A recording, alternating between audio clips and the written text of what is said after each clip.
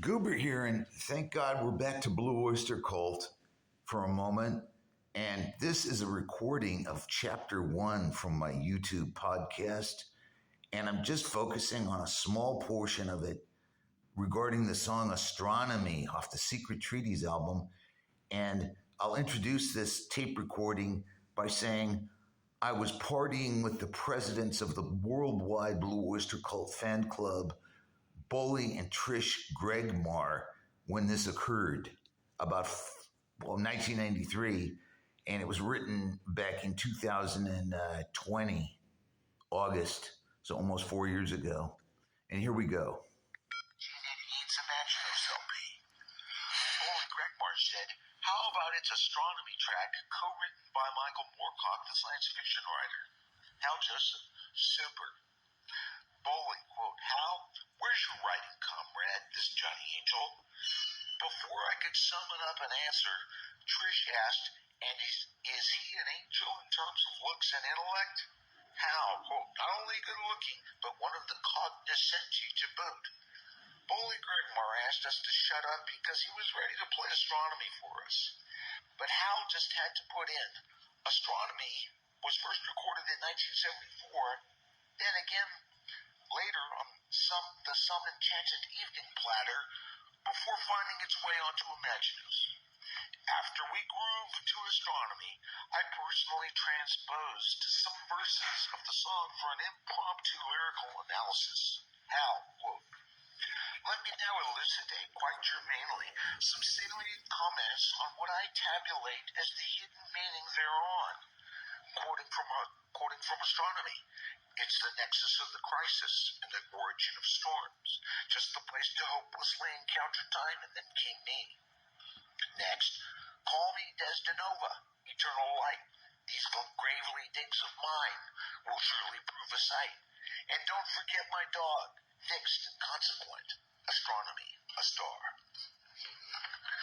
Now then, continued Hal with cocksure probity, the etiology of the word digs refers either to the archaeology of the matter and the exhumation of Desdenova's remains, or the coined Greek logos of what came first in the world, namely the word. The dog could either be the dog star in the sky, which stays fixed and appears not to move, or an ugly girl with her tubes tied. Possibly the Carrie Nurse character that manager Sandy Pearlman and producer Murray Krugman agree is ugly when compared to the attractiveness of the recently betrothed Susie Deer. In response to my lyrical analysis of astronomy, Boley Gregmar declaimed dog shit. Hal defended himself, however. "I'm afraid my insidious findings of Blue Oyster Cult poesy is lost on you, Boley, but to be fair, I'll bury this revelation in the midst of more factual material when I write the intro to Secret Treatises of Blue Oyster Cult monograph by Hal Joseph, D.C. and Mr. Johnny Angel. Trish Gregmar, would you care for a peanut butter cookie, Hal?" Hal, quote, "Far out. Now, Boley, maybe listen to another Imaginos track called I Am the One You Warned Me Of." Trish, quote, "Good choice, Hal. On that boffo number, I especially enjoy John Rogers' soprano vocals and competent bass guitar as he replaces original bassist Joe Bouchard, who has a master's degree in music and left the band mid-career to pursue other interests." Boley, quote, "Not to mention the song's masterful blank verse defying iambic pentameter. Quote, the writing in the notebook, notations from the stars. 5 fingers have I to play them like 10. 10 fingers have I to play them again, in decimal chains of men that pray." And then Boley lowers the dampened cueing lever of his dual 1218 turntable to that particular track. We thereafter listened to several more albums, such as Club Ninja, whose perfect water track with its nod to Jacques Cousteau was a favorite of bassist Joe Bouchard's.